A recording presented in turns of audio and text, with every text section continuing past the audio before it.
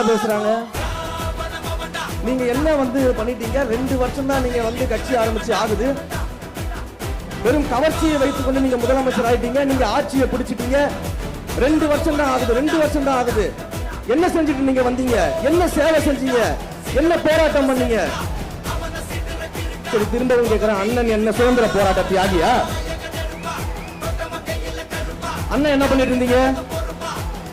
சுதந்திரத்திற்காக செக்கிட்டாரா? காந்தியை போல கதராடை அணிந்து கொண்டு இந்தியா முழுக்க பிரச்சாரம் பண்ணாரா? சுதந்திரத்துக்காக அகிம்சை வழியில போராடினாரா? இல்ல மாபெரும் படையை திரட்டி நேதாஜி சுபாஷ் சந்திர போல போரிட்டாரா?